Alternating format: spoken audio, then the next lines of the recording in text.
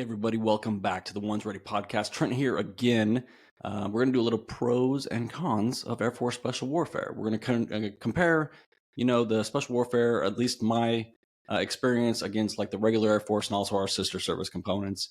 I give you some pros and cons. So not just bragging about myself and my community for 30 minutes so the other guys can do the follow-on from their perspective, but also give you a couple of negatives. Maybe one or two, a few.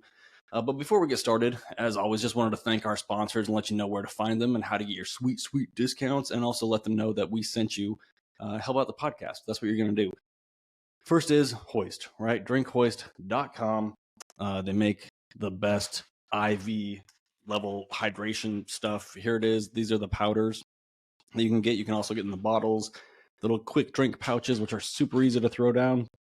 And it's fantastic. We can't say it enough. And if you also want to use the discount Ones Ready, and then head over to their Instagram page, do me a favor.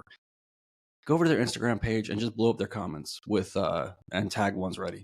You don't have to explain it. You just have to say @Ones Ready over and over again, just so that we can show them that there might be some folks that don't use the code all the time, but you still drink Hoist and you still follow them. I know you do. I know you're out there. So use the code. And if you're not going to use the code, but you do drink Hoist, or you want to drink Hoist, head over to their Instagram page. Let them know that Ones Ready is being annoyingly supportive of their product. The next is someone that's new to the podcast. I'm not even sure if they're sponsors, but we have a code, and I like their stuff. It is Killcliff, and here's the Killcliff right now that you just heard me open. Our code over there is podcast KC for Killcliff 20. Podcast KC 20. Head over to Killcliff. Get yourself a discount. They make great stuff. I'm not drinking the Joe Rogan spicy pineapple right now, but it is fantastic. So head over there and do that. And last but not least, this podcast is brought to you by Ones Ready. If you're going to make poor financial decisions, head over to onesready.com, pick yourself up some merch. Maybe don't go into too much debt, but Christmas is coming, and we have Attack Lead on there. We have the Ones Ready stuff on there. We have Mission Mercantile, so a little something for everybody, and if you have suggestions, let us know. So after you subscribe and leave comments and reviews, all 5 stars, of course. You can leave the sarcasm in the comments, but leave 5 stars. Hit us with some funny reviews, and then head over to the website and spend the money while you still can. Well, it's still worth something. All right, so let's get to it. Pros and cons. It's going to be an exciting episode, so obviously caffeinating. You might be wondering before we start, where are Aaron and Jared? Aaron is out playing hacky sack with the Air Force band, and Jared is probably yelling at some officers because he's drunk with power, because he's a chief and he's about to retire. So there you go. All right, pros. It's a small community. You might say it's an elite community, and with that comes a lot of different things. We've talked about it before, being small and being enablers. The Air Force Special Warfare folks, especially like where I came from, right? The gray hats, which are, to be fair, like the red-headed stepchildren of special tactics that they never wanted. But it's a very small community, and with that, you get to be in the places where things are popping off all the time, or in places in the world where things are about to go down if you're doing planning and all the other special tactics stuff. And also, you're going to know, at a certain point in your career, you're going to know almost everybody in your career field, and it's pretty rad. And then, combat control is not very big. Pararescue is a little bit bigger. There's a whole bunch of TAC Ps that I don't know, but I know, a core group of TAC Ps that I've worked with and I've met over the years. And it's really cool that, you're only, 1 degree, 2 degrees max of separation from anybody in the Air Force Special Warfare community. It's real quick to meet someone and be like, hey, we all do the butt sniffing thing where, we're not wearing uniforms anymore. So like patches and you can't really see where they've been or what they do. But it's like, hey, like this is where I was at this time. This is the TAC P I worked with. This guy. This is the PJ that I worked with. Or I don't remember his name, but it was Afghanistan 2007. Blah blah blah. And it's pretty cool that we all connect that way. We all work together. We all make fun of each other in the best way possible. And you really get that sense of brotherhood. Like it's pretty cool because we don't have the especially on the special tactics side, we don't have the logistical burden that the ODAs, the Army Special Forces, and the SEALs have, and all this other stuff. They have to get themselves there. They bring huge amount of support personnel, and we just get to kind of show up and boogie on out there and have all the fun, and then we get to go home and do our thing, meet up with your boys again, and tell all your war stories, and get ready for the next time. It's a really good time. So being part of an elite, really small community is super rad. And I'll tell you, after retiring, after 20 years and a little bit of change, it's nice to still maintain some contact with those guys. We all have that shared experience. We all know what we went through. And on the gray hat side, it was a little bit different, right? Like I'm part of or associated with like 3 different generations of gray hats. There was the old school Saudi guys that had their issues, but also some really good stuff happened, and then we ended up being our own career field, and we set up the pipeline. Excuse me, this always happens when I'm so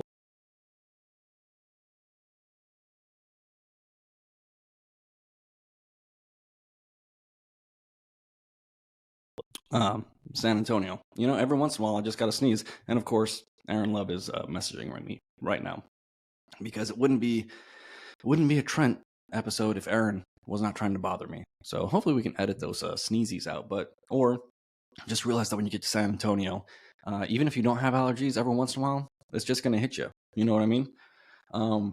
But it's cool to be associated with like I was saying, like the 3 different generations of gray hats: the old Sautees, the standalone almost career field of Sautees when we had the official pipeline, and then the new guys, the special reconnaissance guys and their pipeline, and different requirements, and seeing those guys go through. So I am definitely loosely associated with the special reconnaissance guys. The second generation guys, obviously, I was a lot of their instructor for the first gen dudes that came through, especially early on, and then I was one of the old guys. So just seeing us go through those differences, and being able to share those experiences with all those different folks, and then all the controllers and all the other dudes that I still try to maintain contact with. It's cool. You always are going to have a family. If you need anything, you can reach out. And that being said, obviously there's been some negatives lately about guys that don't reach out if they're having a hard time, but it's there. And I think sometimes it's easy to forget that your brothers are going to be there for whatever you need, but that is a huge pro for me. Next thing, especially this, we're going to compare this one to the regular Air Force a lot, and some other organizations maybe, but the mission focus, man, during GWAT, and I remember even being like at my first duty station when the entire base would go do exercises. When you're doing real world stuff, when you were preparing for real world contingencies and deployments and everything, a lot of the Air Force exercises, a lot of the nonsense that happens to keep people busy, or to make officers happy, or whatever, to prove that we're ready to go again and again and again, you just get left out of it. And it's really nice to be such a mission focused organization. Not everybody has that, and sometimes it's hard to see the mission, and obviously that's a failure of leadership for a lot of these folks. But like, man, if I was stuck in an office, I would struggle to see the mission all the time, right? Like I wasn't really stuck in an office until later on in my career. You can still obviously still see the mission from there, because I went through all the stuff before I got there. But I can't imagine being like an E4 again and being stuck in an office forever, in perpetuity. Being a customer service person, that's just not something that I wanted to do. It's not like I didn't want to participate in all the base shenanigans and the exercises. I didn't want to put my mop gear on for no reason. I'm one of those people that I need a reason for everything. Like I'm a very difficult person to deal with if you're not going to give me reasons for what we're doing. And it's not like I'm aggressive. I'm usually like pretty. I'm maybe the most annoying person, because I'm not like Aaron, who will just tell you to FO to your face and explain to you why you're wrong. I probably just won't show up, or I'll just go do my own thing, or I'll keep focusing on wanting to focus on. When you come back 2 weeks later and it's like, hey, how come I didn't see you at this thing? I'll just be like, I was doing this other thing, and if you want to give me paperwork, give me paperwork. But like, you and I both know that the shenanigans are worthless, and I'm working on something that actually applies to the actual mission. So yeah, that's how it went. So being a part of a group that had a reason for most of the stuff we did. I'm not saying that we were, free of all shenanigans. I'm not saying that we didn't have to do dog and pony shows sometimes. I'm not saying, like we had to go to DC once, or I've been there a couple times for some of those dog and pony shows. When I was at AST or STTS, we had to do some dog and pony shows. So you're not totally free of it, but for the most part, you get to spend most of your time, effort, and energy, training for real stuff, and then going and doing real stuff. And that, to me, is why I stuck around for 20 years, because otherwise I definitely would not have done that. All right, let's get into the fun stuff. Pay.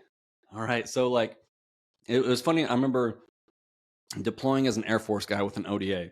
So the Air Force guys, we make sure that we get the pays, all the ones that we're qualified for, and all of our billets are typically billeted for any of the extra pays that you're qualified for, right? Like your demo pay. Demo pay was a big one, because like you deploy with an ODA, you have your Charlie on the team, and he's like the demolitions expert.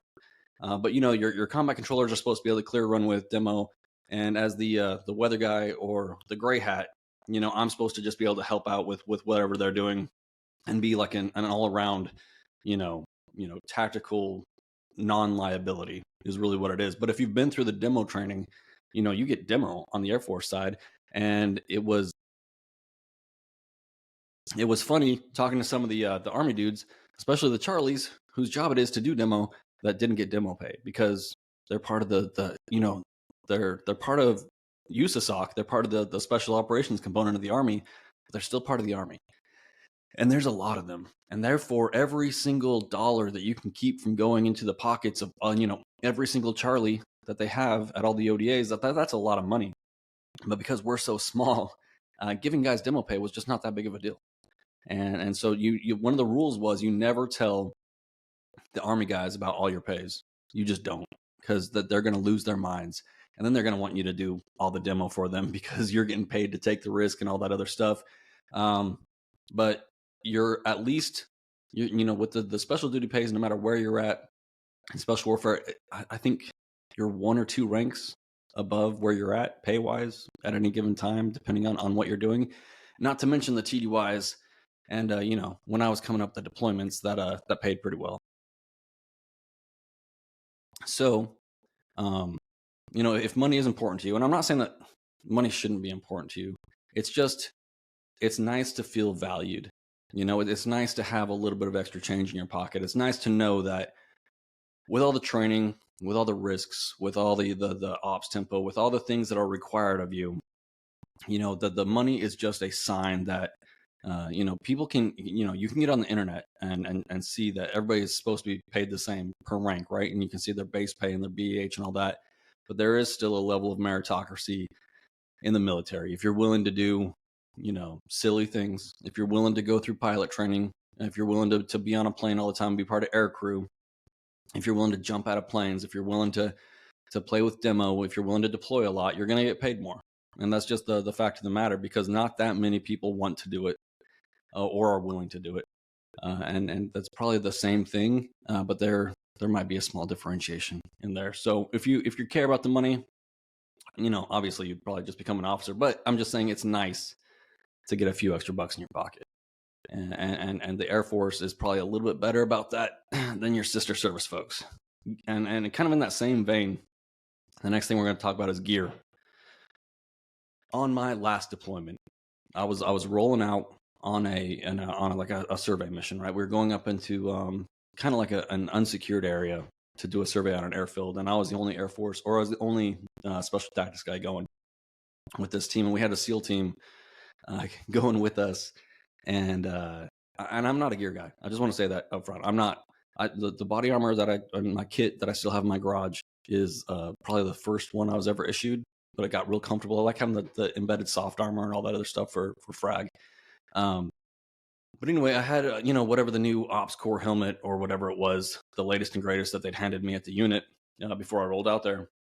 And remember, we're standing there in our little staging area and waiting for the helos to come in, and it's getting pretty dark. And some dude walks up to me, and he was like the SEAL team leader or whatever. And he, being an awkward dude in a lot of ways, I can't really see him, and it's not quite dark enough for us to put our MVGs down. And I don't know this dude from Adam. And he walks up to me and goes, "Hey man, where'd you get that helmet?" And I was like, they just gave it to me. Like, this is what we're issuing at our units right now. And he's like, how long have you had it? And I was like, I don't know, like a couple years, maybe. Like 18 months. I don't really remember. I don't care that much about my gear. I just care that it works. And he looked at me, he's like, well, I mean, I just barely got mine. And and he like told me he was like the SEAL team leader or whatever. And I was like, yeah, well, I'm in the Air Force and I'm a weather guy. So yeah, I guess we get better gear than you guys do. So there you go. That was my story about gear and how much better it is on our side. But also, if you're especially back in the day, if you have a mission specific, list of gear that you need, it's not that hard to get it. You just have to be able to justify it. And I get that the money situation in the military is not the same as it was in like the middle of the GWAT, but there's still a way to get what you need. And we're a much better, because we're so focused on the very specific things that we're doing.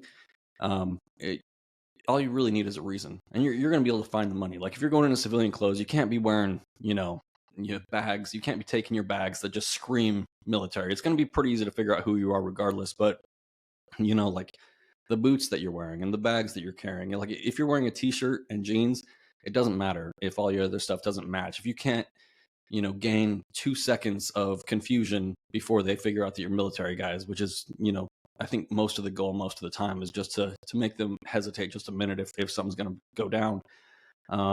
But the gear that you get, the cold weather gear, all the little knives, flashlights, watches, sunglasses, all the other things that kind of come along with just being part of the special tactics community. It's pretty rad.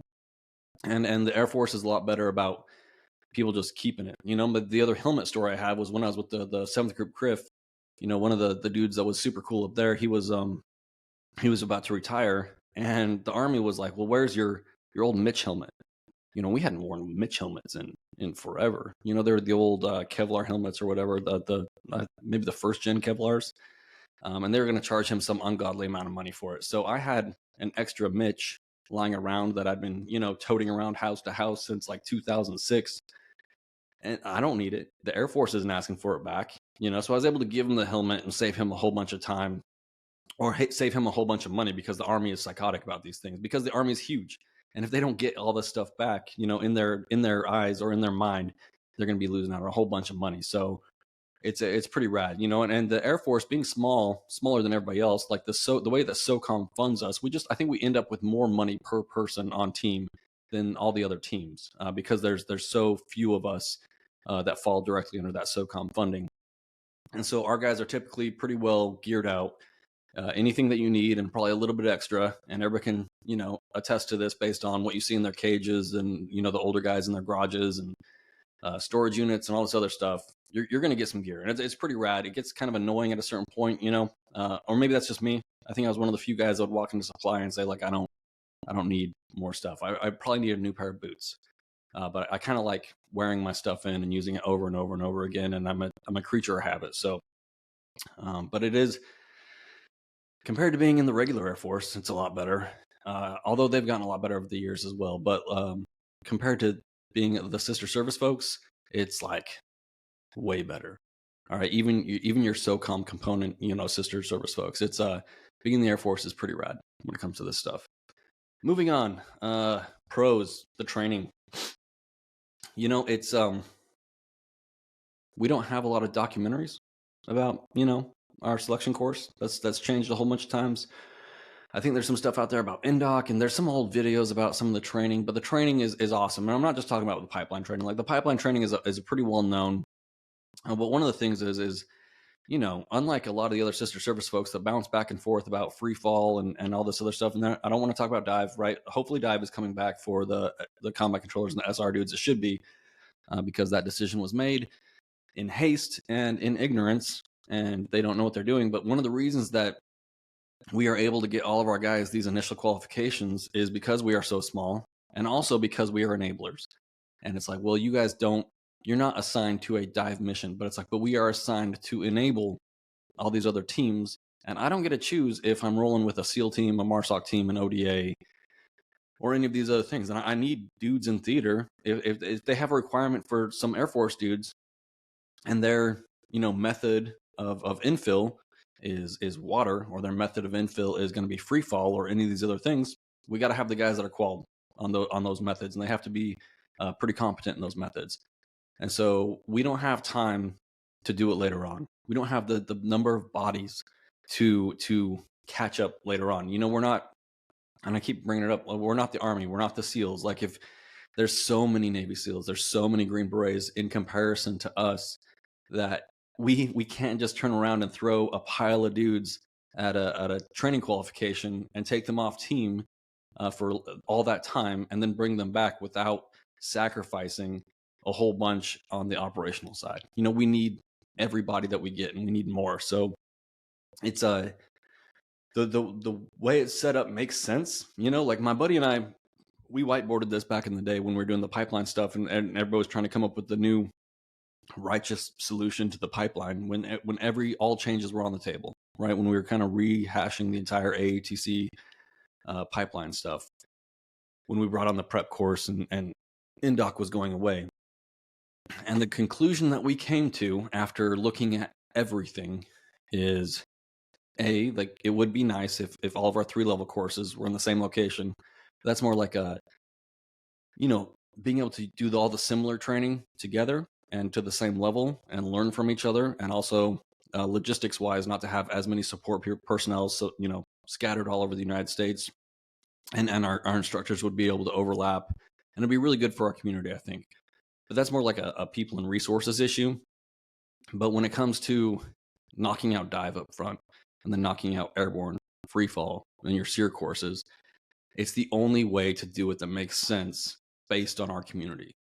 And at the end of our month-long whiteboard session, we kind of came to the conclusion that the PJs with their pipeline that combat control and their force OT had kind of moved away from back in the day, if we're all going to do similar things and we're all going to come together as like this new special warfare thing in the training command, we should all do it like the Jays, like they were doing it. So yeah, it makes a lot of sense for the numbers that we have, and for the mission sets that we're getting after, and for the requirements that we don't get to control.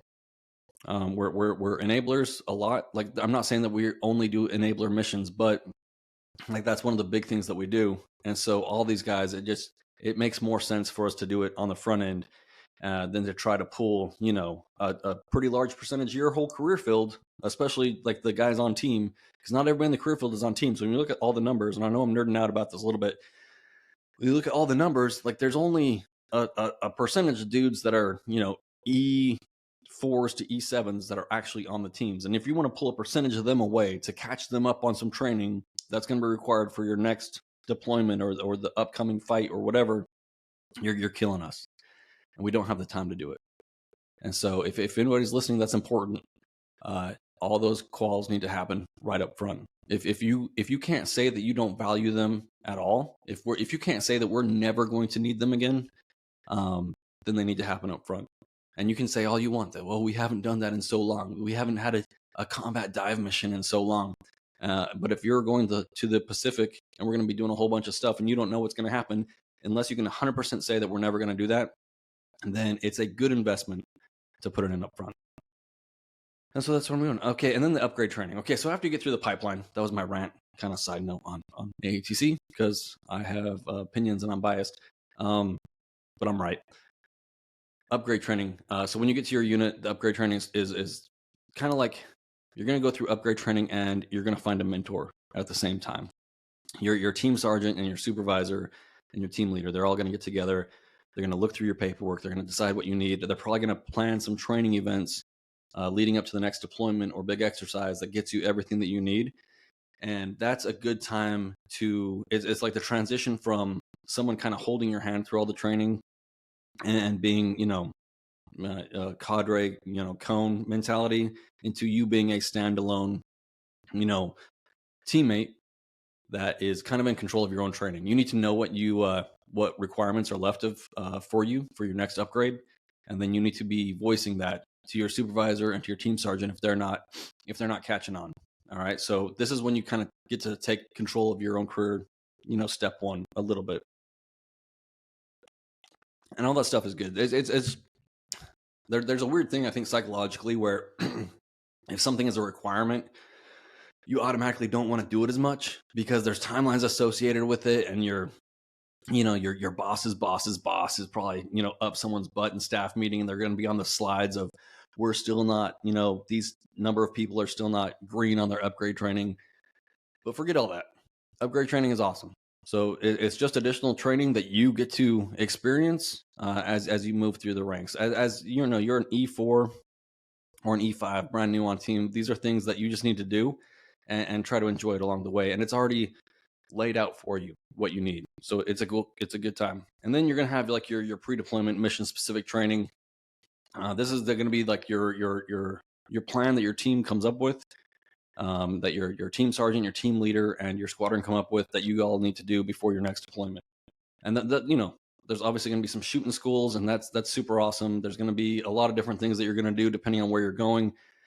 That's going to set you up for success, hopefully, for where you're going. And then there's going to be some generalized training as well. And I got to say, like,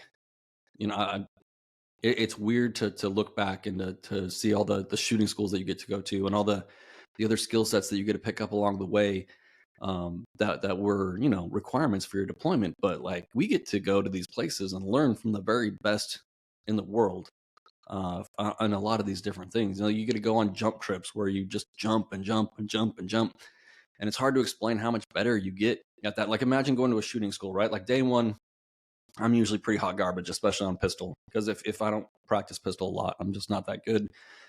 And I have to go to sleep and download the data and show up the next day and hopefully be middling. And hopefully by the third day after I've downloaded the data again, I come back and I'm where I want to be, which is never the best, by the way. I never want to give the impression that I was anywhere near the top of my career field when it came to any of these skill sets. But jumping is the same way. And jumping is exhausting, but it's cool. You're out there with your boys.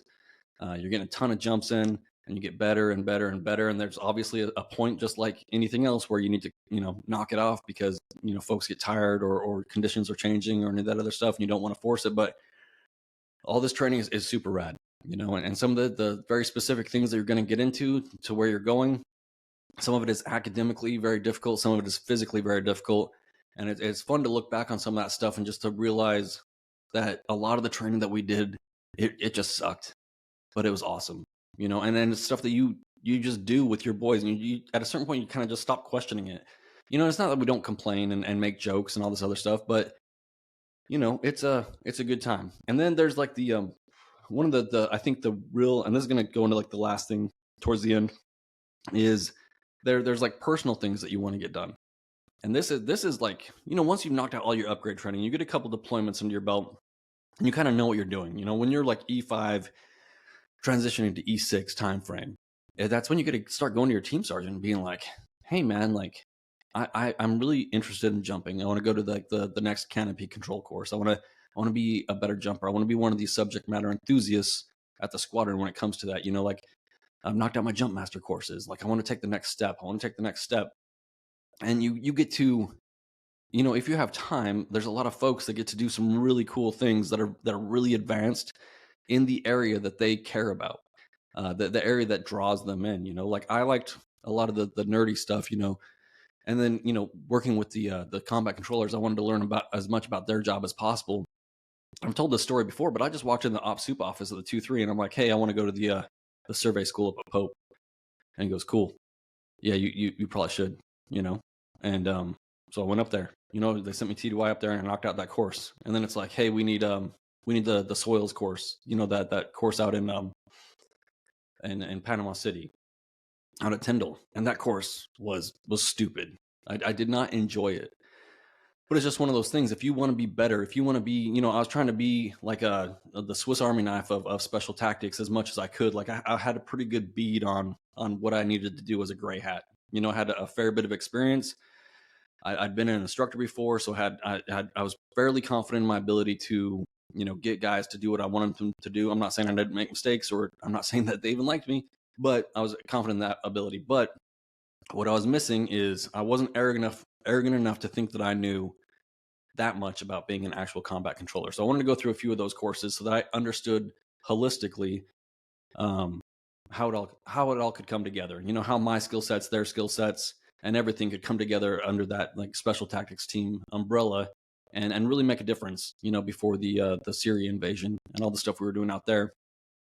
And yeah, it was pretty rad. And no one said no, right? Like, you're asking to go to stuff that nobody, not nobody, but not a lot of guys want to go to, and it's academically not a good time, So whether it's that, whether it's the jumping stuff, whether it's the next level of sniper that you can get yourself into, whether it's the ASOC courses that you can get yourself into, the drone courses, your canopy control stuff.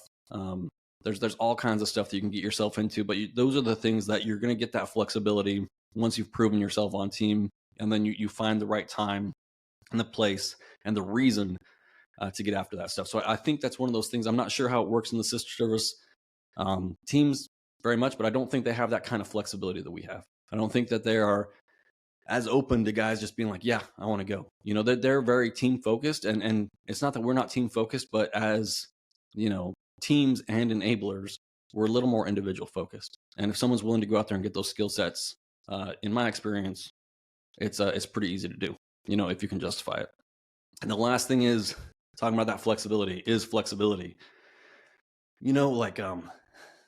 and I like to tell this story. I remember on my second rotation, there were some dudes up north that were having a hard time getting supplies in. It was during the time when the Big Green Army was dropping dudes into valleys, like traditional infantry dudes, into valleys to set up these fobs, and they weren't supposed to be offensive. They were supposed to just do the hearts and minds thing. But these guys weren't trained very well for it, and also they were in some terrible places. And I remember, these guys were having a hard time getting resupplied in the winter, and my team didn't have anything going on. And so, being the Air Force guy and having probably a better grasp of like the big picture than your normal typical, just team guy focused in on his team and doing what he needs to do for his team. I told the ODA team leader, I was like, hey man, I'm gonna be gone for about a week, maybe a little bit more. I'm gonna head up there. I'm gonna help those guys out. I already put myself on the flight manifest because fun story. If you're an Air Force guy, anything that's above 6 feet in the air, whether you're the JTAC or just an Air Force guy, like you're going to be put in charge of managing a few of those things and talking to the aircraft and all that other stuff. So I already put myself on the manifest. And I remember he just like looked at me funny, like what? And I'm like, yeah, I know we don't have anything on the calendar for like the next 2 weeks. So I'm going to go up there by myself and I'm going to do what I need to do up there, based on my skill sets, and I can help them out.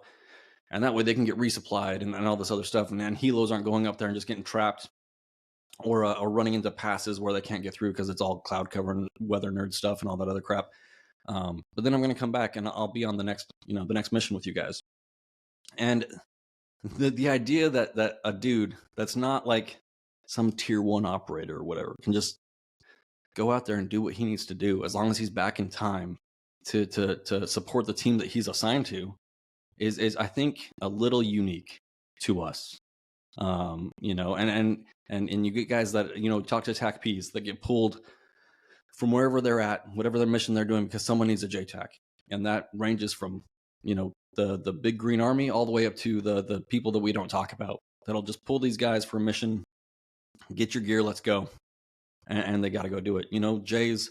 Sometimes you just need a PJ on a mission and they'll get pulled to do random stuff. And, we have that flexibility where our guys can do it themselves. And also they'll get pulled randomly for different things because someone needs this capability with their team that they are lacking. And so that flexibility is super, it can be a little stressful at times, but it's super awesome too. And I just don't think the sister service folks have that. And you have a lot of flexibility in how you get the job done in a lot of different ways. And it's pretty rad. And you have a real chance to take your skill sets and whatever you're good at and to make a real difference, because you are like a one-man mobile team sometimes, at least during GWAT, right? And you had a lot of flexibility to do things that you just needed to be done. And if you're out there problem solving, it can be a little risky sometimes, but you kind of are allowed to just go do it. So like that flexibility piece is super, super rad. So there you go. All right, those are all the pros. I know I missed some, I'm sure. Like good hair, hacky sacks, all the cool tattoos, I think combat controllers have Harleys that get issued to them and that kind of thing. Or maybe just the leather vests. I don't know how that works. TAC Ps are just issued a whole bunch of rage, but also they're funny. It's weird. They don't make any sense. I'll worry about my TAC P bros on a regular basis. But, I'm sure I missed some. So let me know what I missed on the pro side. Obviously, I'm a little bit biased, and I haven't been, I was never a Navy SEAL or a Green Beret, and I'm not saying that those are terrible jobs to have. I'm not saying being a Ranger is a bad thing. I'm not saying being MARSOC is a bad thing. But I think there's a lot of pros on our side. So now that we're done with the pros, let's go into the cons, especially when compared to our sister service components. The cons of being Air Force Special Warfare. And I have written over here. Yeah, so we're not on a boat. I'm not in the Army. And I'm not the whipping boy of the Navy. So those are pros. So I guess that's it for today. All right, make sure you like and subscribe, train hard, and we will catch y'all next time. And stay tuned for Aaron and or Jared's, also their pros and cons list of Air Force Special Warfare. Catch y'all later. Bye. Pros and cons to joining Air Force Special Warfare. Pros and cons of joining Air Force Special Warfare. That's a great topic. We're gonna put it with Trent. Hi everybody. It's Peaches. It's I. You can tell the Peaches is on the road. On the road Peaches sounds like a euphemism for something. If you're gonna give somebody like an on the road Peaches, that sounds like something gross. You know what I mean? It sounds let's avoid that one. Yeah, whatever you do, gents, don't put that into your work computer's Google to figure it out, because Urban Dictionary is going to get you a talking to per AFI 113301. I don't think that's actually I think that's close for what the social media one is. I should know that one. They tried to counsel me with it, but I beat them charges like Rocky, dog. They call me Teflon Aaron. You know what I mean? You can't get me. You can't get me. So where are you on the road? Let's cover that right away. Where are you at? What are you doing? You are always a man about town. Yeah, so I'm at Luke Air Force Base right now, out in Phoenix, Arizona. Home of the, I don't know about all the F-35 pilots, but Nellis is the home of the fighter pilot. Well, if that's the case, then Luke Air Force Base is the home of the F-35 fighter pilot. So, so we're out here. One of our units, our C-17 units, is doing training out here as part of a dislocated training event. I think we're going to do all mission planning tomorrow, and then I think Thursday we're flying, and then I believe we're flying into the Grand Canyon in a C-17. So that's pretty cool. Let's go. Send it. I'll tell you, yeah.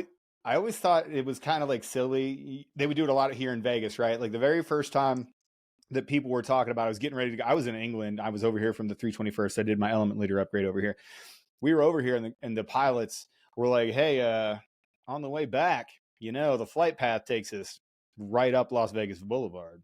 And everybody was just like the Vegas Jays started looking at each other and nodding. And I was like, guys, it's not going to be that cool. We're not going to be that close. Boy, was I wrong. We weren't like 50 feet, so we weren't like equal with the the tops of the casinos or anything. But we were high, we were low enough where we could wave at people and they would wave back, and it was at night. It was bad ass, dude. I was like, oh wow. And then like the Valley of Fire is out here, so the Valley of Fire is a national park, but it's called such because it's got this bright red. It's almost like Red Rocks, but it's brighter than that. Rock formations, and it's right on the way home from the water DZ that we used to use. So when you did water operations, which we called WOPs, when you're doing water operations in the helicopter, we'd fly right through the Valley of Fire. And just for sheer beauty and just the wonderment of the creation that we get to live in, holy crap, I was always taken aback by those two flights. So what I will say is that's awesome for you. I hope you have you ever done it before? Is it your first time flight through the Grand Canyon? Through the Grand Canyon. I've flown helicopters through it, but not a C-17. Let's go. Keep them wings out where they're supposed to be. You know what I'm saying? It's going to be... Yeah, exactly. And then just got my second workout in for the day. So I'm feeling pretty good, actually, dude. Let's go. Yeah, I love seeing on the group chat and motivated Peaches. I love seeing, hey, can anybody record? I can hop on in 15 minutes. I was like, hey, you know what? I've been doing stuff all day. It's time to hand this little baby off. And as we sign on, we're like, hey, what do we want to talk about? Man, we're getting into, pros and cons. of AFSPECWAR. Obviously, you're going to talk about it from the combat controller side. I'll talk about it from the PJ side, and we'll go from there. But I'll open it up to you because you have the weaker internet, so you're going to catch up to me as I'm babbling on here. But start off with your pros, man. Combat controller in AFSPECWAR. Why? Well, I think holistically you got to look at it from one, you're not in the Navy, two, you're not in the Army, and three, you're not in the Marines, right? So at least you get to be in the Air Force, so you get to enjoy all of the Air Force things that you have going for you. You know, typically better locations, typically a better way of life, better dining facilities, better housing, better barracks or dorms or whatever you want to call it. So you're still in the Air Force at that point, even though we are in a more specialized unit and a specialized career field, you're still in the Air Force. So I think that, along with many other things that we're going to talk about, is the overarching benefits of being Air Force Special Warfare is you are in fact in the Air Force and not in any of the other services. And people mess that up, and it deserves to be said. And I'll be the first one to say it. I'm the first to bag on the Air Force. I'm the first to make fun of them. I'm the first to say that, you know, my favorite part about being in the Air Force was it was almost like being in the military. It was really, really close to it. But here's what I will say. I never had the possibility of going out and chipping the paint off a ship. I never had the possibility of going out and cutting grass with some hand clippers because Sergeant Major said so. You know what I mean? And then the Marines, man, that's a whole other thing. You know what I mean? Like the Marines are something else. So it does deserve to be said. We would say it as pararescuemen. We'd say, hey, you know, my worst day as a PJ was better than my best day in the Air Force. And I was in the regular Air Force. For me, I can tell you what the regular Air Force looked like for those first 5 years while I was waiting to go back to NDOC. And you're completely correct. So as you go through, you know, you kind of look at, all right, so you're in the Air Force. So that's pro number one. As you go through your pipeline career, let's look at like pipeline. What's the best thing about AFSPECWAR? What's a pro of going combat control? I think, and again, this isn't specific to combat control, but I think, you know, at least the three career fields in terms of CCT, PJ, and SR is one, you're kind of younger than everybody else, but two, you actually get to come right in and do the job, and you're guaranteed. I know CCT's questionable right now, but like it's going that direction. But you're guaranteed combat dive, you're guaranteed free fall, you're guaranteed airborne. So those are all guarantees. Whereas like if you go ODA, you may not get a jump team, you may not get a dive team, you might get a mountain team, to which means you don't get to go to free fall or scuba. So, but you do get to ruck. Congratulations. And you shout out, hey, get the ruck a lot. Well, I do want to say, hey, shout out TF Voodoo. I'm wearing his shirt today. So we had TF Voodoo on. The guys. Wally is an absolute huge brand. We're going to have him back on to talk about rucking and rucking programming.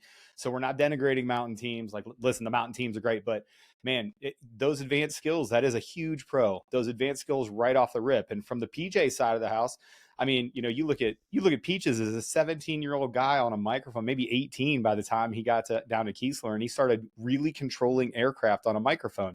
You don't do that anywhere else. They don't let you do that anywhere else. For me, I was touching real patients and saving real lives, obviously under the eyes of my preceptors. But I was put out, you know, you do that like halfway through your pipeline, maybe a quarter of the way through your pipeline. Because usually for PJs, what they try to do is, you know, NDOC, dive, and then maybe you'll hit another school. But the thing they're trying to get you into, it used to be just called paramedic, but now it's the pararescue provider program, military pararescue provider program, MP3. They try to get you to that right away. They are going to put you in a position to save somebody's life in the pipeline. Like that is crazy comparatively to all the other services. So like no others, you are going to have the pro of doing that. What's a con for you? And we'll just go pipeline. We'll structure it like that, right? So what's a con in the pipeline? I think a con in the pipeline, and some may disagree, and I'm just saying it as being probably the youngest dude at that time with some cross trainees like yourself. I think because we are so young, one is we have less time to kind of mature and recognize that nothing's personal in the pipeline. There are people that you think are physical specimens that are going to quit because they don't have it up here. Also, what you're losing is the perspective, right? when you sit here and you complain like, oh God, I got to do another workout today, or oh man, they messed up my pay, or something like that, you realize like, dude, things are not that bad right now. Just like you said, Sergeant Major doesn't have me out there clipping grass cuttings with scissors or painting rocks green because Sergeant Major's going to get his rocks green. You know what I'm saying? Like, so you don't have to deal with that. So that perspective, when you're sitting here complaining like, oh, what the hell are we doing this for? Hey, guess what? Things could be a lot worse. Right. Yeah. I will say from the con aspect of it, just from the pipeline, listen, you're a student. I don't know what to tell you. And this is probably a gripe. And it's funny that it's a gripe. It's almost a pro and a con at the same time, or it's almost like a hypocritical con. But people will complain about, oh, I get treated like a student all the time. Bro, you could be at your work center as an 11 Bravo getting treated like that for your life. There's an end to the pipeline, right? But the con for the pipeline for us is obviously number one, the length. 18 to 24 months is nothing to sneeze at. It's stressful. It's long. You can open yourself up to a ton of injuries. It's cool to go to all these cool schools, but you can die at free fall school. You can die at dive school. You can die at these schools out on the mountains doing crazy stuff. Like, we are going to put you in life-threatening situations. So that's a con for me, the length, the danger of it. And, sorry, but, you don't earn your beret. You never own it. You rent the beret. You earn it every single day. Like, Peaches is out here doing 2 workouts a day. Do you think that's because he just wants to lose some weight? No, it's because there's a little voice in the back of his head going, hey, you lazy POS, you got the time. There's no reason why you can't do it. Where do you think that comes from? That comes from a 2-year pipeline. It comes from you, no kidding, scurving out of details so that you can go sneak away and get a second workout of the day. That's where those things come from. So I think a con would definitely be, first of all, we didn't talk about the attrition rate. The con is, you're probably not going to make it. I put out the reel and I got some great feedback where people were like, oh, that's awesome. I said the success rate. Trent really, I want to put this out there. Yeah. Trent said that on the group chat. Like I take it back. He said that in response to a YouTube comment. He said that the pass rate is 100% if you care enough. And I was like, Trent, that is so awesome that I'm going to make a reel about it. And I'm going to pretend that it was my statement and I'm not going to tell anybody else. So I do want to make that clear. I stole that from Trent. I just got to the content before he did. You suck, Trent. You suck, Trent. But what I will say is that, a con to all the lengthy pipeline stuff is that you might not even make it there. And we try to tell people all the time. People are like, oh, I'm just thinking about, hey, do I get to pass paramedic if I have an EMT? Well, yeah, but you're probably going to fail NDOC. So what's your IFT score? I don't really care about your EMT, sir. Like, you pulling out an EMT card, in the middle of your durability week when you're getting the absolute living dog crap smoked out of you, it's not going to help you. Like, you're still it's still a 91% attrition rate until proven otherwise. And we haven't proven it otherwise. And as a matter of fact, if we're to believe the last couple of classes, there have been more quitters by action and there's been more failures in pre-dive than ever before. So it's not getting any easier. It looks like it's getting a little bit harder to make it through. So I would say the con would also be, the attrition rate, but it's something that you're going to have to deal with. What other cons can you think about? Just pipelines. No, that's a good one with the length of the pipeline, because it is a lot of time to, I just want to deploy. I just want to get downrange and do something operational. And it's like, well, hey, dude, you still got 2.5 years, essentially, if you don't get hurt too, right. Yep. It's kind of So, the time commitment associated with that, the risk of injury, the risk of, and leaving risk just in the way the pipeline, not the actual job. So, risk of getting injured, risk of missing out on things, right? Because you're in such a long pipeline. Looking at you as a cross trainee, having had, a wife and 2 kids, like, there are things that you probably missed out on: birthdays, Christmases, big events that, because you're in the pipeline, and in a student status, there's no way getting around it. Mm-mm. Yeah. And with cross trainees, I mean, I distinctly remember my conversation with my spouse at the time. Like, it was time for me to promote, right? and you have to test to promote. And as a cross trainee, you're going to be in the pipeline, and you're going to be tested against all other people in that AFSC, the Air Force Specialty Code. You're all put into one big bucket when you're in the pipeline, right? And it's not like you're not testing against your peers. You're testing against all those other people that are just in student status, and I believe recruiters as well. So you have to test really, really high on the Air Force test. Well, I was in paramedic, and I looked at my spouse and I was like, listen, would it be nice to make E6 right now? Yeah, it would be, because I would be able to provide better for my family. You get more money. My BAH would go up. My BAS would go up. Like my basic allowance for housing, my basic allowance for sustenance, which is food. My base pay would go up. All these things would go up. But I looked right at her and I was like, we lost Peaches. We'll figure it out. I looked right at her and I said to myself, hey, do you want me to study for the test to make rank, or do you want me to study for the test to be a paramedic? Because if I don't pass the test to be paramedic, I'm going to get set back. She was like, well, I mean, then that's the answer. If you're a cross trainee, you're giving up on that rank progression. Your peers are going to speed past you in your peer group. And it just is what it is. You're just going to have to kind of eat it. It's the pipeline waits for no man. And it's really the only thing that you can do is just be there every single day, put out, and make sure that you don't fail out, because you're going to get evaluated every single day. So, I mean, that's another big con, especially for cross trainees, is you are going to put at least as far as rank is concerned, you're going to put that part of your career on hold.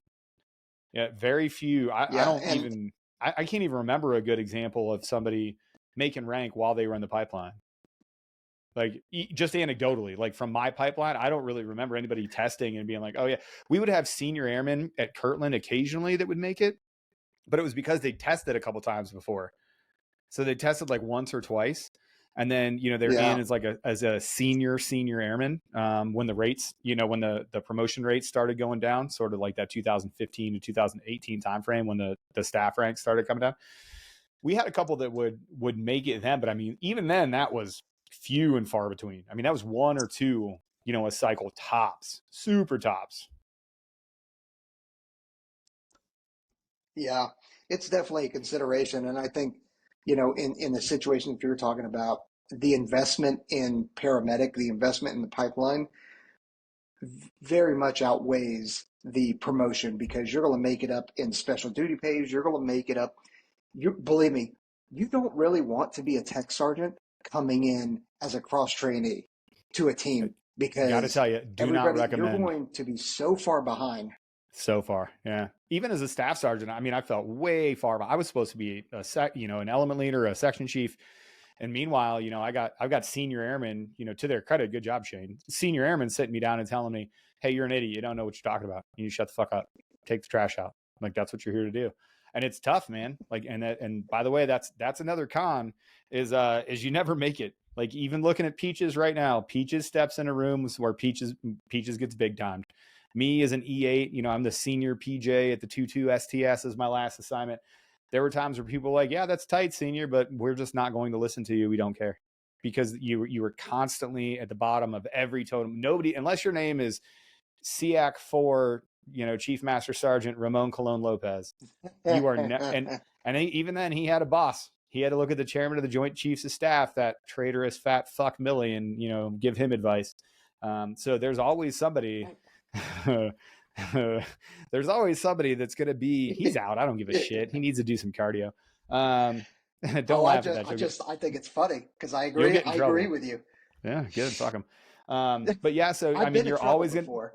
I've been in trouble. I've been talked to. Listen, there's always going to be somebody that is, and it starts right away. You know what I mean? Like, I love it happens every single time, and it's usually Shelves. I love Shelves. What's up, bro?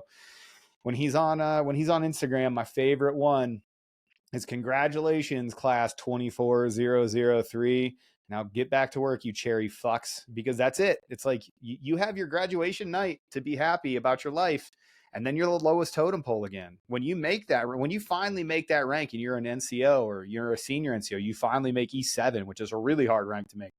When you finally make that E7, congrats, you're the dumbest E7 in the room. You're a baby E7. Everybody knows it, and that's how they treat you. You finally made it. Congratulations. You have your promotion party to look forward to, because that's the only time you get to be happy about it for you and your family. And then when you go to work, somebody's going to pull you aside and be like, hey, bro, you don't know how to be a senior NCO. So you got to kind of shut the fuck up and let us help you. But you're going to do that all the time. And I'll tell you what, the feedback, this is another con just kind of generally about AFSPECWAR, and it doesn't matter where you work, whether it's rescue or AFSOC or whatever position. We give what we call bloody debriefs. Peaches, I'm going to turn it over to you because you understand this as a patch better than anybody else. Can you describe what a bloody debrief is and how that fits into the way that we communicate with one another? So yeah, I could definitely explain it, and I've had to explain it to other people, like other civilians that haven't gone through the weapons school, that work at the weapons school, because a debrief, and whether it's bloody or not, it's a debrief, and that means that you get unfiltered feedback, and it's not to be an asshole, it's not to be mean or condescending, and there is no rank.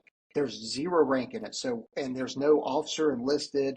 You're a pilot. I'm a ground dude. I'm a chief. You're a full bird colonel. There's none of that.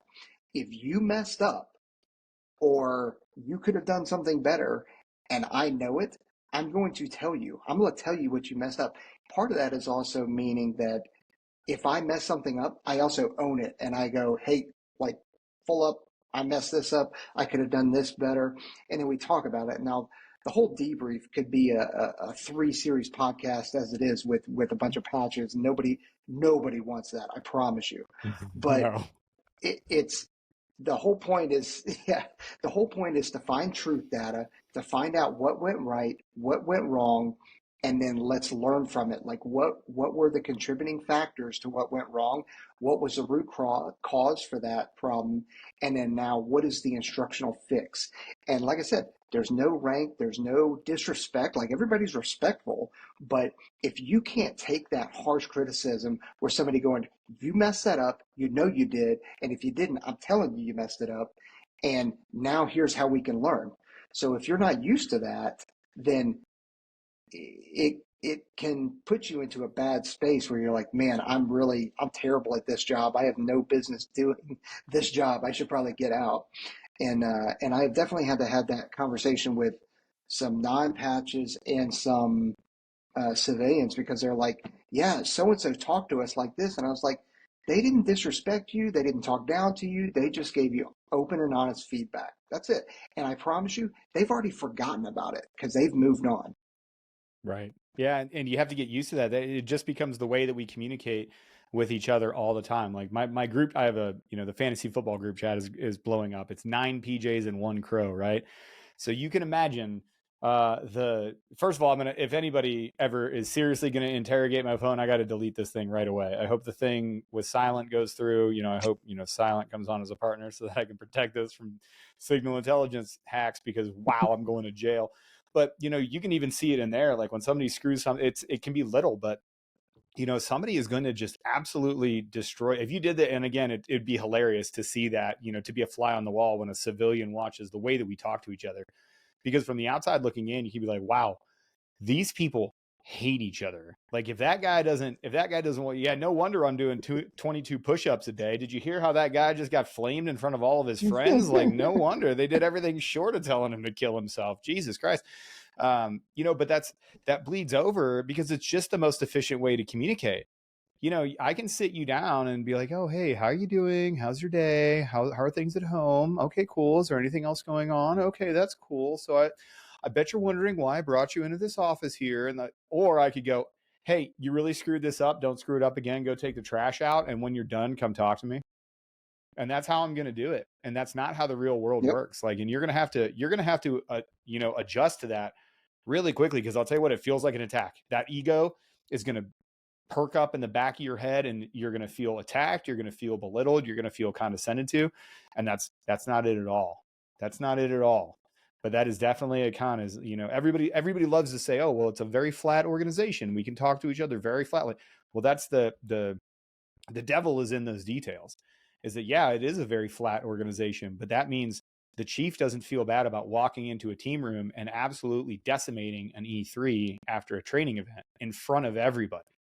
And then and like you said, when I leave those rooms, I always tried to have a single rule is like, when I hit that door, it's over. When we're done and we're like, hey, there's one more around the room, right? Nothing heard. All right, guys, hey, see you tomorrow. And we're done. When I walk out that door, that's it. You leave everything there, good, bad, ugly, indifferent, whatever. And for me, it was typically, it started off the right way where I'd be like, okay, well, I'm going to leave those bad feelings at the door. People told me that I did a really bad job. Then the first time that I actually got good input, they were like, hey, Aaron, that was good decision-making. You did a good job here. We like this decision-making. Man, it took me a little bit to then leave that good stuff at the door too, because you're only as good as your last game. And when you start leaving that door and carrying that good stuff with you, that ego can be just as dangerous, because then that's when we start getting complacent. That's when we start, when you get just torn down in a debrief, your next training iteration, if you're any good operator, is going to be better. If you get torn down, I'll tell you what, that next training iteration, that's your time to respond. That's your time to rise to the challenge. That's the time to take that input and then apply it. And that's how you see good operators making the next step and leveling up. I'll tell you what, when somebody gets a little bit too hyped up, They start pumping their own gas. They walk out of there. You can tell it on the next training iteration too, because they're lazy. Their mission planning isn't as good. They're complacent. They think that they're just going to be able to outperform it. Maybe you're a superstar. Maybe you're just the best stud, maybe you're Hot Kyle, maybe you're the best guy ever and you've never done anything wrong. Shout out to Hot Kyle. Hot Kyle. God, I love Hot Kyle. He's so hot. He's hot. He's strong. So he's fast, and he's a great operator. You know what? So the funny thing about that is, like, we forgot to mention this pro too, and I thought about it when you were talking about pros of the Air Force. Listen, there's way hotter chicks in the Air Force. I'm just going to tell you straight up. Like, you go to the med group in an Air Force base and you're like, what is happening in here? It's like, the conscript, I was in Norway when they had conscripts show up, and they have conscripts. They just have 18 to 20-year-olds that they're like, hey, you owe us 2 years of service. So, I mean, it takes everybody. So you got beauty queens and chicks that are rich and, whatever, just walking around the chow hall in these uniforms. You're like, where do you get these people? And one of the Norwegians is like, well, they're conscripts. Listen, hot chicks aren't going to the Marines, guys. Okay? They're just not. You know why? Nothing for them there. There's a lot of Marines there. Not fun. Okay? You know where they are going, though? They're going to the Air Force to work medical jobs. That's where they're going. So anyway, a lot of hot dudes too. But fun story about this is actually the one that I'm not going to say anything. Don't you right dare! now. Don't you dare! That's exactly why I did it. And now I'm going to temper that, because, like, I mean, that is a true fact. It's a verifiable fact. Everybody listening to this, any of my sister service bros, I want you to put in the chat where you've seen a hotter chick than in an Air Force medical center. Go ahead and try and tell me that there was this one girl. Oh, well, Haley Luad is in the Army and she's a psyop. Bro, I've seen her. She's gorgeous. She's like an Air Force 7. Okay? Tops, and not a deployment 7. Tops. I'm sorry. Like, I feel bad now because she's awesome. She was really nice in person too, by the way. Now I feel like a dick. I was making a joke. Moving on. But what I will say is that Hot Kyle, the guys would talk about Hot Kyle. And we went to this, we had a huge July 4th party. I won't say what year it is because we were technically supposed to be socially distanced, and you can go fuck yourself, LB. But we had a huge party, and some of the wives, like one of the wives pulled one of the dudes aside and was like, hey, which one is Hot Kyle? And we were pissed. We were like, what do you mean? And we're like, Hot Kyle. Look how hot that guy's. And one of the wives was like, I mean, like, he's good looking, like, he would ever, but all you guys talk about him like he's so hot. Every single dude on the team was like, don't you ever fucking say that again about Hot Kyle. He's beautiful. He's fast. He's nice. He's a better man than all of us. He's a better father. He's a better operator. He's dreamy. He's dreamy. He had like a full leg tattoo, like 3/4 of a leg sleeve. Like, who does that? He's just absolute, and he's great at his job. He was the best. Hot Kyle is amazing. But anyway, hot dudes. That's another pro. You're going to have plenty of hot dudes. Ask Funky Bunkley. He knows about the hot dudes, man. So let's go with another. So you made it to team. One con that I did want to hit on, and it kind of like fit in the timeline. One con is, like, you might miss you don't know where you're going to go in the pipeline. You have no idea what unit you're going to go to until very late, just because that's the way the process works. So you don't know where you're going to go. So you don't know where you're going to live. You don't really have that much of a choice. If you're a young controller, you're going to a 2 series. That's pretty much it. 2-1, 2-2, 2-3, 2-6. Roll the dice until they shut them down and consolidate them. So the 2-2 ain't going to be a spot very much longer. So you're really going to East Coast, West Coast, one of those 4 bases. You might get lucky and go overseas, but most likely not. If you're a PJ, you're going to one of the big 3, soon to be the big 2, 38, 48, 58, right? Moody, DM, or Vegas. You might get lucky like me and go overseas, but you're really going on to one of those places, and that's it. You might get lucky as a PJ, lucky is a relative term. You might get lucky and go to an AFSOC unit straight out of your, straight out, but you're still going one of the 2 series units, 2-1, 2-2, 2-3, 2-6. So you don't know where that is. You don't know what you're doing. And then to kind of add insult to injury here is there's a very real possibility that you've just trained for 2 years. You're ready to go. You're just ready to eat your own guts and go deploy. And you get there and those guys are deployed. And the way the cycle works, there might not be another deployment for another 24 months. So now you're talking, like, if you do the math real quick, there might not be another deployment for 2 years. You just got out of a 2-year pipeline. If you signed up for 4 years, that means you might have just done all that work and not have the possibility. And then you got a very real bill to pay at the end of that. Do you want to re-enlist for another 4 years just to get a deployment? Do you like the job that much? Were you able to go downrange, maybe on a couple trips, maybe get into some other cool trainings? But man, that's a very real possibility. And, especially when you talk about, I had dudes that would spend, like, if you get injured, you could spend 3 years in the pipeline. We tell you 18 to 24 months because that's the average, right? But every average has huge swings. There are some dudes that get it done in 18 months because they might have paramedic or they might have something that, if they're a cross trainee that's, you've got SEER and a jump school out of the way, cool. You get to skip that part and you hit it back to back. But man, there's a very real possibility you hurt yourself. You're down for a little bit, 3 years in the pipeline. You get there. And even if you enlisted for 6 years, if you just missed that deployment cycle, especially if they're in train up and they're ready to go and they're like, hey, we're not putting you on the team to deploy right away. You're not ready. You're not qualified. You miss that deployment, man, you're at home with a stay-at-home troop. You're just doing the best you can to get by, keeping the lights on. They get home, you get on. Every time you deploy, there's going to be a reorg, right? And then you go into the next training cycle and you finally get on there and you're making a real decision for 4 years of your life after, and that puts you at 10 years in. Imagine the possibility of having one deployment. 10 years in, because that's what the cycle is now. And that's a good point.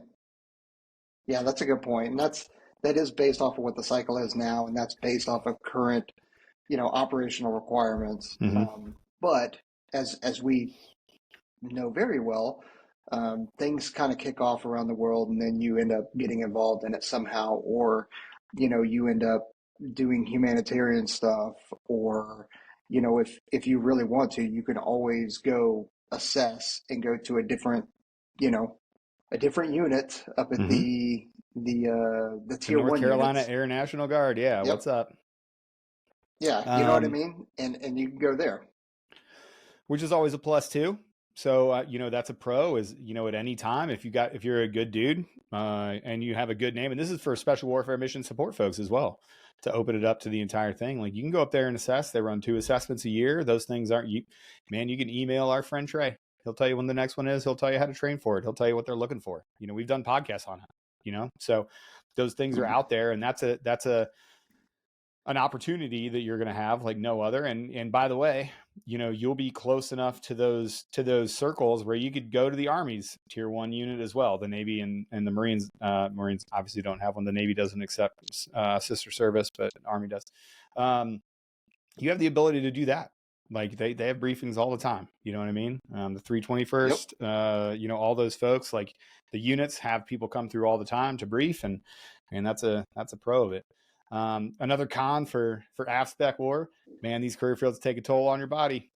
Every single thing that you do, you start looking back on it. It's easy to look back from, Peaches and I now, like you look back on those big injuries, but I was really thinking about it, just the bumps and bruises of everyday life, just the bump. And when I say everyday life, I mean, everyday AFSPECWAR life. Like you were going to go in Monday through Friday and you're going to work out for 2 hours to start your day. PT is from 7 to 9 every day, like almost every unit.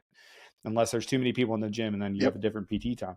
But you're going to be expected to work out at a very high level, maintain a very high level of fitness. The OFT is no joke. So the operator fitness test, the tier 2 test that we have to take is no joke. You have to train for it all the time. You're expected to answer the call whenever. And that's outside of your normal training. It's not like you just go in and work out and then, it's not like, you're going to sleep one night and you're like, oh, it's cool. I have a jump tomorrow, so I get to take the day off of working out. No, you don't. You got to go work out and then you're going to go jump. Like that's the thing. Like, oh, well, we're diving tomorrow. We're going to wake up, pretty early to go diving. So we're going to wake up pretty early to go diving. Once we get back, you know what everybody does when they put their gear away? They're like, all right, tight. I'm going to go and I'm going to hit the gym before I go home because I couldn't work out this morning.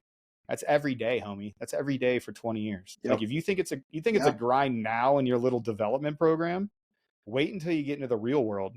Wait until you're a real boy, because then you're working out with monsters, and you're working out with people. You know, Peaches, you always tell the story about the difference of AFSPECWAR, you know, between, you know, AFSPECWAR and the regular world is like, you know, if you look at our HPO folks, our human performance optimization folks, or the people that work at the human performance, you know, wing down at San Antonio or whatever, you know, when you're working at one of these units, sometimes your biggest hurdle is like reining dudes in and telling them to stop working out so hard. Like, you got to quit it.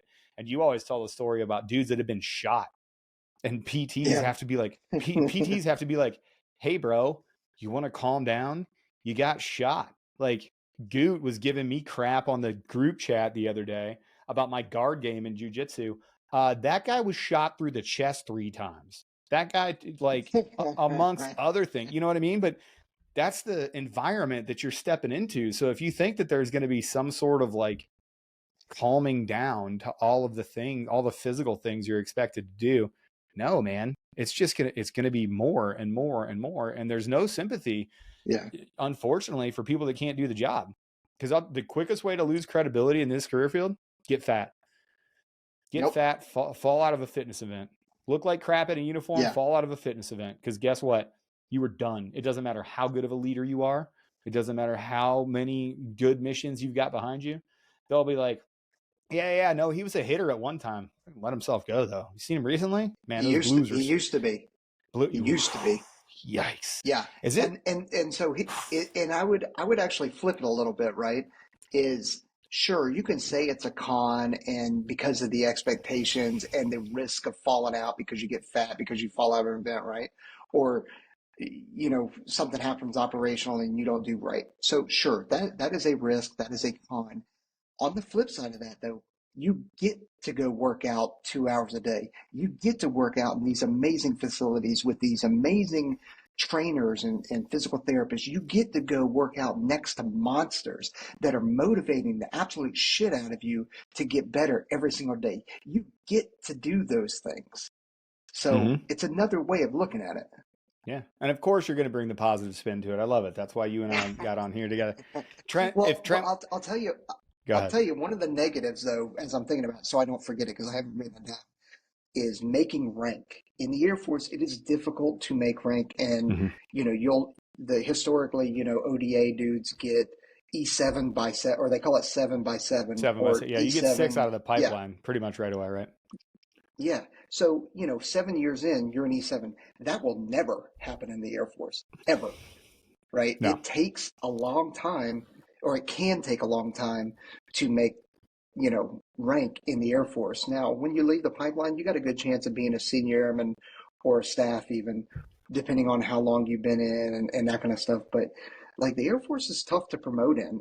You don't get it by going to schools. You don't get it by, you know, time and grade or just given to you. Like, you've got a test, you've got a board well, there are certain things within your package, you know, your promotion package, that people are looking for. And by people looking for it, I don't necessarily mean other PJs, combat controllers, and that's part of it, but other Air Force people that don't know what you do and they don't know you are also determining whether or not you promote.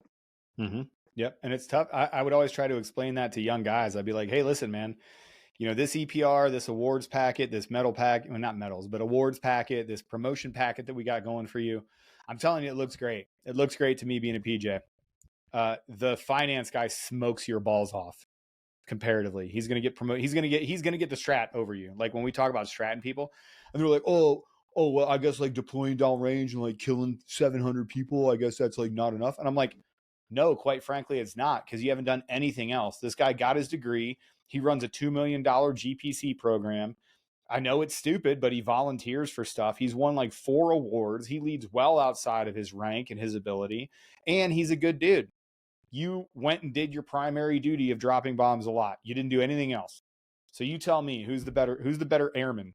Because I'll tell you what, it's not Peaches looking at this. It's somebody else that looks at these packets that's not an operator, and it's hard to communicate those things. And then I'll tell you again, and it's sort of like the gym example.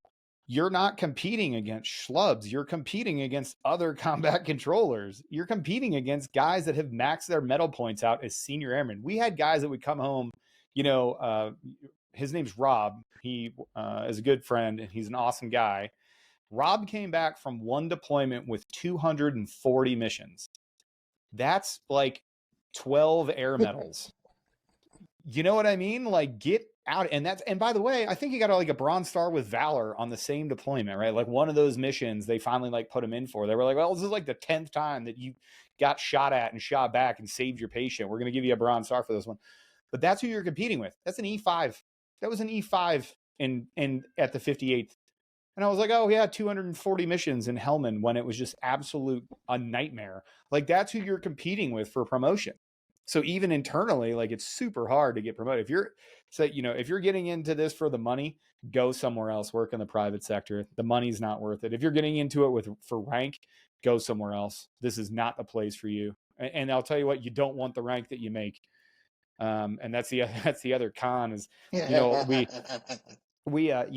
distinctly remember the time, I made E8 on my first look, just because I changed. Sometimes all it is a change of command.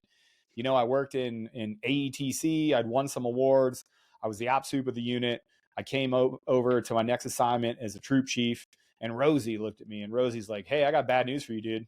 I got promoted off a packet that wasn't as strong as this." He was like, "I did the same thing. I came out of a schoolhouse, came over here. This looks really good on this side of the fence." And I was just like, "Nah, man, I don't think so. It's my first look. I'm happy to be an E7, just be a troop chief and whatever else." I distinctly remember our commander wanted to come down on this shooting trip we were on, and he just pressed. It was like the week before we were leaving, and he was just all of a sudden, he was like, "Dude, hey, I want to come out to Idaho and shoot with you guys." And I'm like, "Well, you're the commander. You can do whatever you want. Like, we'll see you there. We'll have ammo. Like, we'll build you into the ammo plane." He's like, "I'm only shooting 2 days." I was like, "Okay." So we're loading ammo early in the morning. He looks at me. He's like, "Hey, Aaron, you made E8." And I looked at him, and my captain was right there, Vance. I look at my captain. I was like, "Hey, whatever, dude." No, it's not. I look at him and I look at my commander. I was like, "Fuck." I was like, "Don't you take this deployment from me." I was like, "Listen, I know that I was like, I've been training with these guys the whole time. Don't you dare send 5 troop down range without me, man." And he was like, "Wow, I was not expecting that response." And I was just like, "Yeah." But I'll tell you what, like the one thing and we talk about it all the time. We talk about it more with officers than the enlisted folks, but your shelf life of deploying, it's really not that long. This isn't GWAT. You're not going to get 5 pumps. You're not going to get 6 pumps like we did. You're going to get a deployment, maybe 2, and it might not be super kinetic. It might be really boring. It might be really boring stuff, right? Not to say it's unimportant stuff, but it's just not maybe what you got in the door to do. You got into to kick doors down and put warheads on foreheads and save good dudes and kill bad dudes and all the tropes. That might not be it, homie. Yeah. It's so much of it is about timing too, right? And, you may end up, the overseas units during GWAT didn't do as much as the stateside units. Some of them did, right? Because we had rotations at 321st where we'd send out 3 dudes at a time, 4 dudes at a time, and just to augment, right? 12 dudes a year, right? Yeah. Right. But it's, when you compare to the stateside units, they're going constantly. And so, but you're doing different things, like especially overseas, we were doing a lot of J sets, the joint combined exchange training exercises, which were fun, right? Great opportunities, great fun, great locations. But it's not hacking the mish that you always wanted to when you're reading about, Yeah, and it's hard to explain that to younger dudes, and some the older dude. All you hear is these war stories about all this stuff that they did. I remember, when I was over the 321st, all of my friends went. This is really funny too. I put my first 3 were the big 3 on my dream sheet out of the schoolhouse. I was like, dude, okay, I got friends at Moody, so I'm going to pick Moody first. Vegas would be cool. I don't care to live in Arizona. So I literally went, Moody, Vegas, Arizona, and I got the 321st. My friends that went to Arizona, they affectionately called that period the nightmare years. But there were guys that, no kidding, had 6 deployments by the time that I got my second deployment out of the 321st. Like, And it was just and again, it wasn't like they were gone for 2 straight years, right? Like they weren't, full, but they were like, they'd go down range, they'd come back home, and then, they were like, there were so many taskings that at the 48th at that time, it was like guys would go for 2 months, be home for 4 months, go for another 2 months, be home for 4 months, then go for a 4-month deployment, and then go back. I just laid out 1 year. Like guys would deploy 3 times in a year, out and back, out and back, out and back for 2 month spots. Yeah. And like, if you were in that bucket of folks that they were just like, okay, cool. They had a 7-level problem where they were just like cycling 7 levels off on 4-month cycles. And they would just show up to a new team and be the 7-level because the other 7-level, he was on his 3rd deployment in a year and a half. That was just rowdy. Like watching your friends go out and do that stuff. Like that's what you expected. That's not how it is anymore. It's not even close. Well, so do you consider that a pro or a con then, based off of because if you look at the Army and Navy, their deployments, at least historically, are longer, especially when you start talking about Army, not ODAs, but Army, right? They're 18-month deployments, whereas the ODAs were anywhere between 6 months and a year. They usually go like 8 months. A little bit longer, Whereas ours were, I deployed anywhere between 3 months to 6 months is usually what the deployments were. Somewhere in between there, 3, 4, 6 is usually what they were. Yeah. So I will say, like, all deployments felt the same to me. Like I never felt like there was one. I think you can get more done in 6 months because 4-month deployments go like this. You get in and it's really a month of time, right? Like if you show up, if you don't go out advon, if you're not talking to the guys downrange, you go out and they say, oh, turnover is a week, a week and a half, 2 weeks till you get that other team out of your spaces and out of your way and out of whatever. It's just terrible. Like you're hot bunking with a dude. People, they know everybody and they're in your spaces. They're trying to tell you how to do things. And then meanwhile, half the team is going, like, looking around and go, what are these retards doing? Why is this like this? Why are you doing this? Get out of here. There's always a little bit of like, I remember I'll leave the unit out of it, but it's in Arizona. I turned their team over one time and literally they had like all the Fury haircuts and there was just wacky stuff going on. And I literally walked in and who is me as a person. I literally just walked in. It was one of those times that I just walked around. I looked around, I was like, huh. I just kind of like went on with this. And then like finally the team, they flew out and I just kind of looked at the team and I was like, all right, guys, I don't think they did anything wrong, but I'm going to completely reorganize everything that they did while they were here. And everybody looked at me and they were like, oh, thank goodness. It didn't make sense to me either. Right. But the teams can just be different like that. But that takes like a month. So it's 2 weeks of the team being there and then 2 weeks into your battle rhythm. If it's a 4-month deployment, you don't even know the right points of contact to go to in month 2. Like you're still figuring out who to call for stuff. Like who do I call if I need, class 6, class 8, class 2? Who do I call to get ammo? What's the easiest way to schedule the range? What does this guy hate about scheduling the range that I have to avoid, or he's not going to let me shoot? Or did the other team even schedule us range time to where we could do it? Like you don't figure that stuff out for a couple months. So really by the time you hit your stride and you feel good, it's like month 3. But if it's a 4-month deployment, you're already talking about going home. Guys already have countdowns. They're already talking to Mama Bear back home, and they're already, they already have the spreadsheets with the daily counter of when it is that they go home. So 4-month deployments are, a smash and grab job. Now, granted, they're short. They're 120 days, so tight.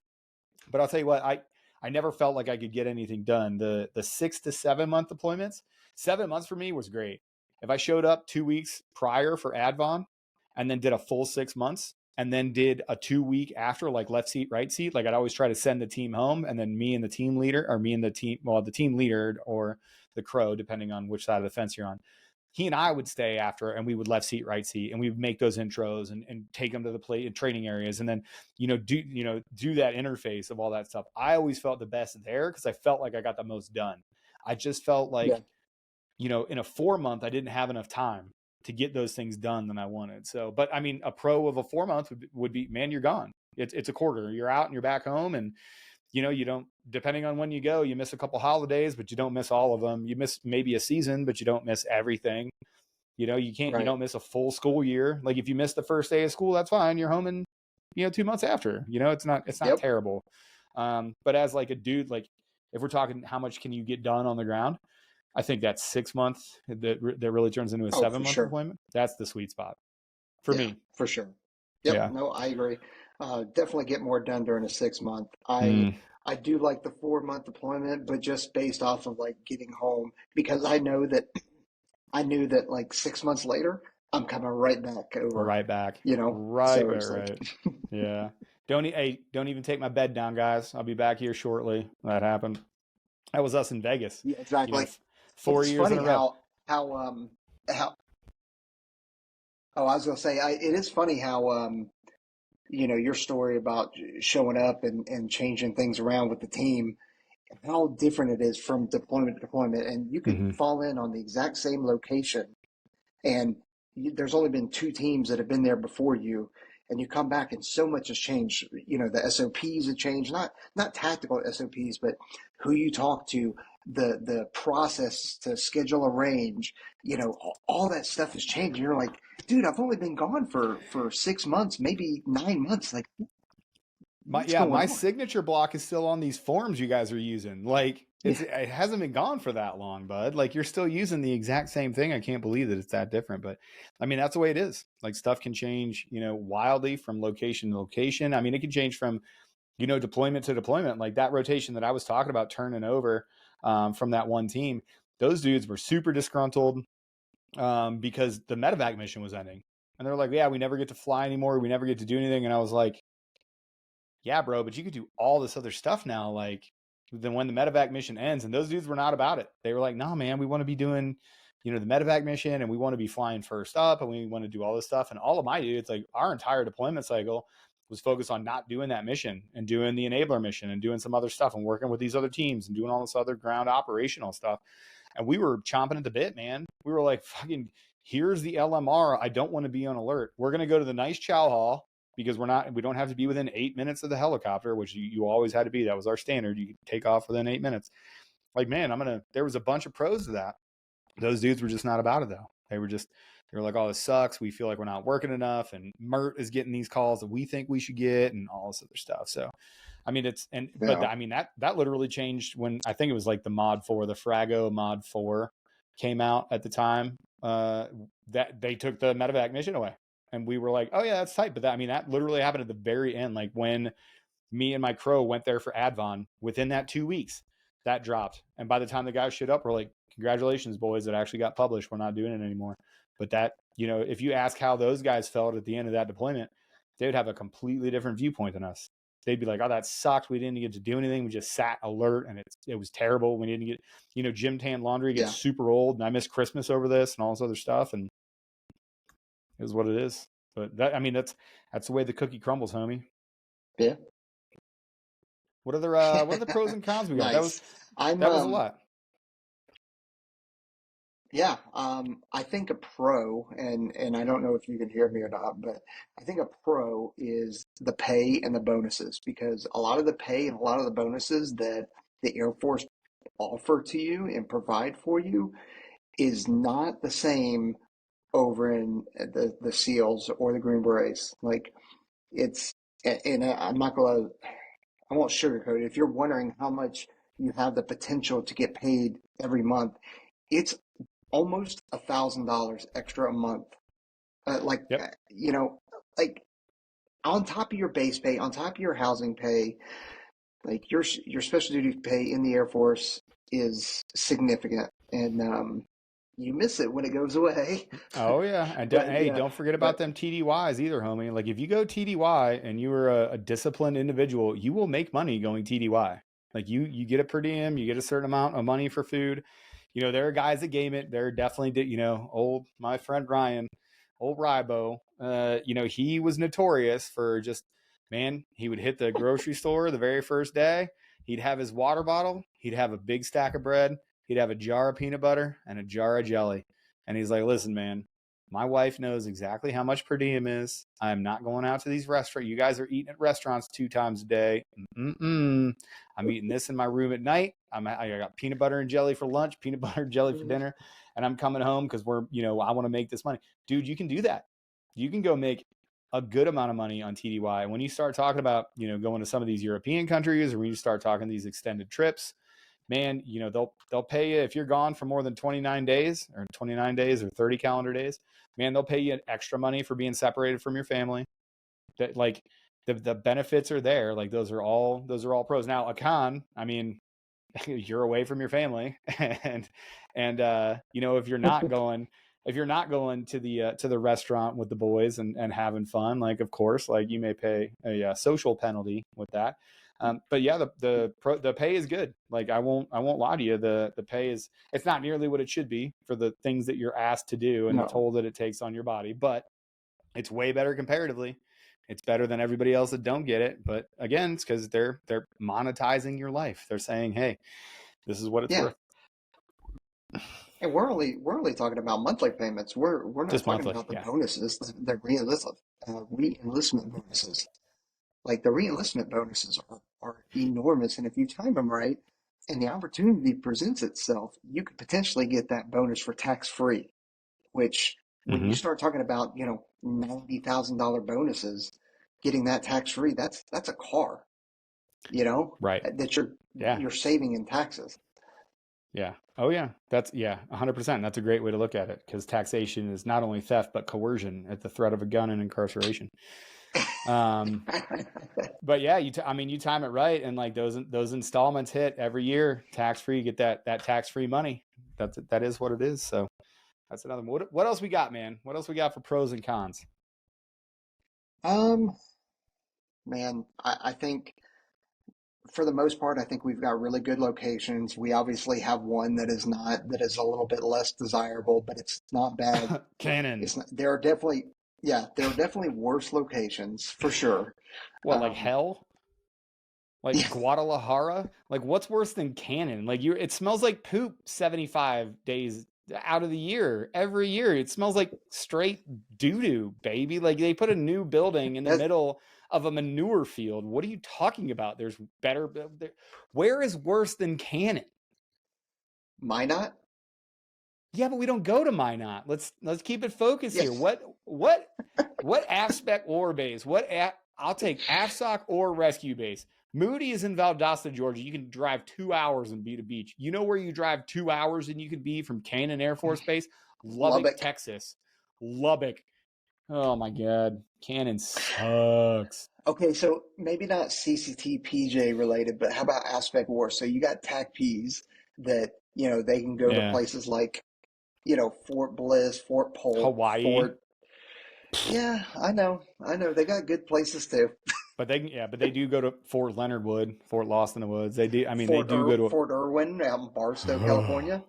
Oh God. You know, it's even where, like, imagine being in a desert wasteland and California. Like, that is just the absolute worst. You're like, California is, you know, natural beauty, you know, aside, but you have to be in the communist state of California and you're in the worst possible location. They're like, oh man, that actually might be worse than Cannon, because at least Cannon you can drive to New Mexico, or you can drive to Albuquerque in like 3.5 hours, and that resembles a larger city. Yeah. But man, you're just in California. Like, imagine being at Fort Irwin and then driving somewhere and having to deal with fucking some libtard. Oh my God. Sorry. Well, dude, I'm losing connection, and I've got to head out to an event. So now's a good time to close it up. Tight.